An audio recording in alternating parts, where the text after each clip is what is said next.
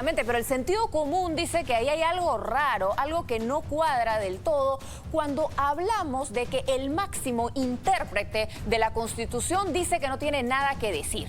Estamos en estos momentos enlazados con el señor César Landa. Él es expresidente del Tribunal Constitucional y además en medio de esta demanda competencial fue un amicus curiae, un amigo de la Corte. Es decir, que era una parte que no era parte del conflicto, que daba una visión de lo que sucedía. Así que vamos a escuchar su voz. ¿Qué tal? ¿Cómo está? Muy buenas noches.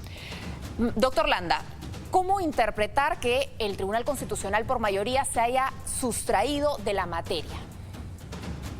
Pienso que es un grave error que ha cometido el Tribunal al sustraerse de la materia porque ha dejado, ¿no?, fuera del control del ejercicio del poder del Congreso la posibilidad de vacar por incapacidad moral a cualquier presidente de la República, habida cuenta que esta generación de bicentenario que salió a las calles, ¿no?, demandando precisamente en contra de esa actuación del Parlamento, ha sido desoída, al igual que los profesores de Derecho Constitucional que hemos presentado un amicus curiae, ¿no? Pero además quisiera precisar que la primera decisión que tomó el Tribunal Constitucional cuando admitió la demanda fue declarar improcedente el pedido de medida cautelar porque no había evidencia de vacancia. Y ahora que se ha vacado al presidente saliente Vizcarra, dicen que no hay nada sobre qué pronunciarse. Esa es una falacia que significa actuar como actúa el Congreso, ¿no?, para utilizar la vacancia presidencial en vez de haber utilizado el artículo 117, que era lo correcto, en todo caso, si había una materia de denuncia penal. Creo yo que estamos asistiendo entonces a una suerte de una interpretación errónea que retrocede, ¿no?, nuestra historia democrática, y no hace a 20 años atrás, sino mucho más, porque cuando se forma nuestro sistema republicano, se formó sobre la base de un principio fundamental, ¿no?, que decía un gran pensador, Thomas Hobbes, ¿no?, que la autoridad, no la ley, hace el derecho. Es decir, que si la autoridad antiguamente era el monarca o ahora el Parlamento decide cualquier cosa, ese es el derecho.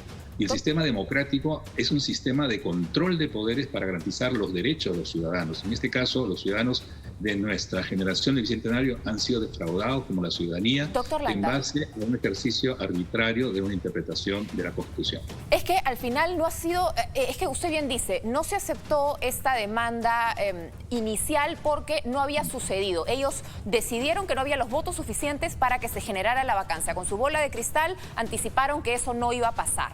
Sin embargo, ahora no quieren tomar en contexto la realidad porque no se judicializó la segunda vacancia, sino solo la primera, que ciertamente no alcanzó los votos. Pero he leído antecedentes que comparten otros juristas sobre demandas del Poder Judicial, sentencias del Tribunal Constitucional, y hay una referida al Poder Ejecutivo y al Poder Judicial sobre el presupuesto general de la República, y si bien no se pronuncia por la forma de la sentencia porque se ejecutó efectivamente ese recorte presupuestal al Poder Judicial, sí lo hace sobre el fondo, que era lo que se hablaba en esta oportunidad, definir qué es incapacidad moral permanente. En efecto, ¿no?, el deber de un tribunal constitucional es pacificar los conflictos, es racionalizar el ejercicio del poder para ordenar a la sociedad y el equilibrio de poderes. Y los 4 votos han, digamos, faltado, ¿no?, en ese deber que demanda además la sociedad y el derecho, porque si había 2 temas a pronunciarse sobre quién había ejercido equívocamente o no esa competencia, frustrando en todo caso el periodo presidencial, gubernamental, más allá de la persona, y de otro lado, si los actos concretos que se realizaron el pasado lunes de la institución eran materia también de controversia. Entonces ellos han aplicado tanto del caso concreto, cuando el artículo 113 del Código Procesal les exige que en una sentencia se pronuncie sobre quién tiene o no la competencia, y en segundo lugar sobre los actos materia de ellos, ¿no? Y el argumento procesal propio de un proceso civil ordinario de sustracción de la materia no se condice con un artículo primero del Código Procesal que también faculta como principio general que si algo ya ha sido sustraído, igual el tribunal puede pronunciarse sobre el fondo por la trascendencia, ¿no? Y no valorar la trascendencia de definir el ejercicio del poder del Parlamento constituye crear una situación de incertidumbre e inseguridad tanto para los futuros presidentes como para los jóvenes del Bicentenario que han estado esperando esta sentencia. Usted habla de incertidumbre y justamente ese es uno de los argumentos del magistrado Blume cuando le entrevistaban hoy en RPP. Él dice que no hay que precisar de qué va la incapacidad moral permanente, que eso debe quedar a interpretación de los tiempos. Eso no es romper el equilibrio de poderes, porque acaba siendo un mecanismo de control político para el presidente de la República, que tiene una espada de Damocles encima si no tiene mayoría en el Congreso.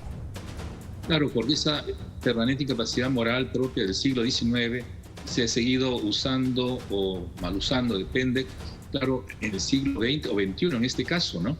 Y lo que busca el derecho constitucional es racionalizar el poder. Por eso surgió un tribunal constitucional en 1920, hace 100 años, por Hans Kelsen, precisamente para evitar ejercicios arbitrarios del poder legislativo a través de leyes o en este caso a través de resoluciones legislativas como es la vacancia por incapacidad moral. Por eso el haber abdicado, ¿no?, de la posibilidad de establecer un criterio interpretativo como sí lo hizo en una sentencia en el conflicto entre el Parlamento y el Poder Ejecutivo sobre la disolución del Congreso. Claro. Allí se decidió, con mayoría ciertamente, pero definir los límites del ejercicio de la disolución del Congreso, como ahora podría haber sido los límites del impedimento de una vacancia presidencial en el último año del periodo presidencial para no generar incertidumbre, ya que hay convocatoria a elecciones. Entonces, se ha perdido una gran oportunidad de enrumbar o fortalecer la democracia y más bien se ha dado un paso hacia el pasado, ¿no? Pero además, doctor Landa, yo creo que la ciudadanía se ha sentido desilusionada del Tribunal Constitucional en medio de la decisión que no ha tomado, porque al final no ha dicho nada, porque en todo caso se hubiera dicho, está muy bien la vacancia presidencial por incapacidad moral, así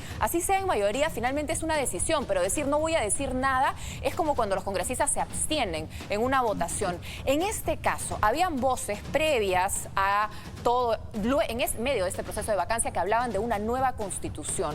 De alguna manera, con este silencio del tribunal, ¿no ha firmado el certificado de defunción de la Constitución de 1993?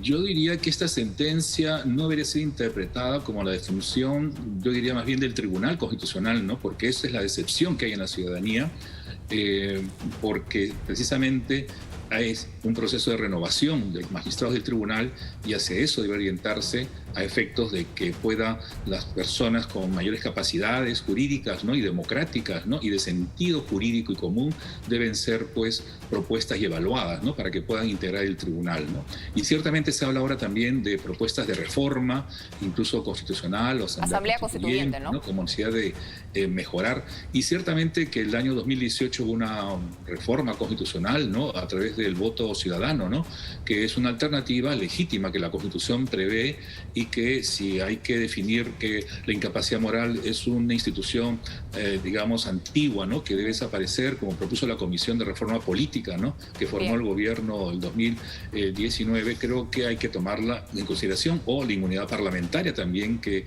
el mal uso que ha hecho, ¿no? Y finalmente la bicameralidad, que también ha sido objeto de una reforma que no llegó a ser aprobada porque fue contaminada, y la población en un 80 y tantos % votó que no quería ese tipo de bicameralidad. Yo creo que hay una agenda de reformas, ¿no?, que hay que escuchar al ciudadano, porque sea el gobierno, sea el tribunal, el poder del Estado emana del pueblo, y la potestad de ministro de Justicia también emana del pueblo, y hay que hacerlo a través del derecho, pero respetando la legitimidad y no solamente la legalidad formal, que no es propia sino de un proceso privado, ¿no?, y no un proceso constitucional como el conflicto de competencia. Le agradezco muchísimo su interpretación, haber aclarado tantos conceptos importantes y lo que se nos viene de cara a este silencio desde el Tribunal Constitucional. Le agradecemos al expresidente justamente del Tribunal, César Landa.